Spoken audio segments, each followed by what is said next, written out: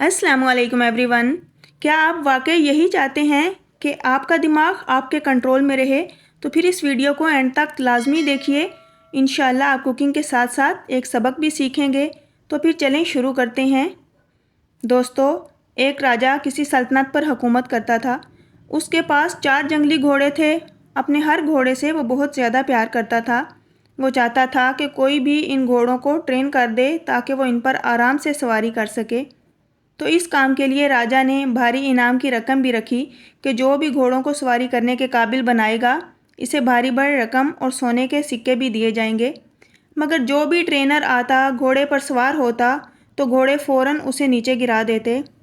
मगर बादशाह अपने घोड़ों से इतना प्यार करता था कि किसी को भी उन्हें मारने की इजाज़त तक नहीं देता। बस इसी तरह टाइम गुजरता गया। कई लोग आए लालच के मारे, लेकिन वो घोड़ों को जब ट्रेन करने के लिए उनके ऊपर चढ़ते तो घोड़े उनको गिरा देते और वो अपनी हड्डियां तोड़वा कर वापस चले जाते।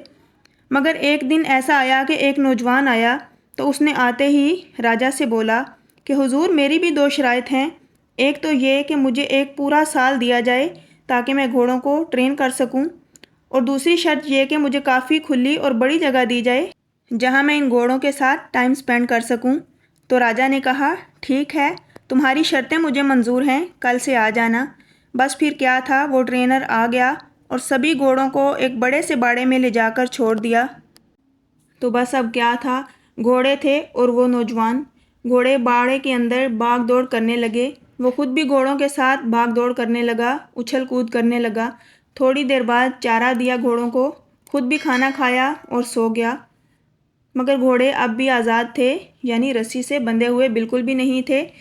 शाम को वो नौजवान फिर उठा और बाड़े में भाग दौड़ करने लगा। उसे देखकर घोड़े भी उसके आगे पीछे भागने लगे। फिर उसने घोड़ों को चारा खिलाया, पानी पिलाया, खुद भी खाना वगैरह खाया।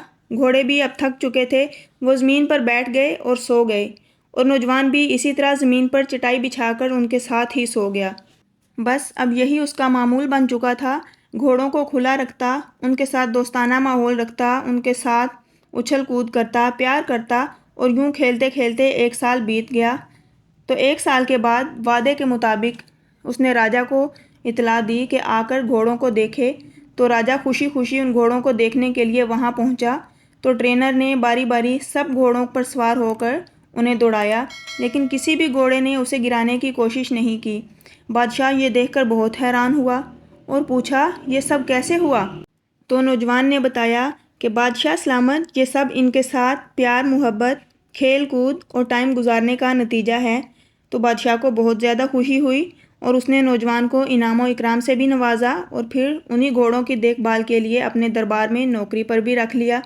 तो फ्रेंड्स, बज़ाहिर तो ये कहानी एक कहानी ही है, लेकिन इस कहानी से हमें बहुत ही गहरा सबक मिलता है कि हर इंसान, चाहे कोई आम हो या ख़ास, सब के अंदर ये 4 घोड़े ज़रूर मौजूद होते हैं। नंबर 1 परेशानी, नंबर 2 गुस्सा, नंबर 3 घमंड, और नंबर 4 लालच। ये 4 घोड़े हर इंसान के अंदर मौजूद होते हैं, और ट्रेनर हमारा दिमाग है, यानी हमारी अकल और सोच समझ। तो अपनी अकल और सोच समझ से सबसे पहले इन घोड़ों के साथ हमने दोस्ती करनी है, इनके साथ टाइम स्पेंड करना है, इनको समझना है कि ये परेशानी क्यों है, गुस्से को किस तरह ठंडा किया जा सकता है, कि अगर हम घमंड करेंगे तो हमारा इसमें क्या नुकसान है, और लालच बहुत बुरी बला है, लालच बिल्कुल भी नहीं इंसान को करना चाहिए।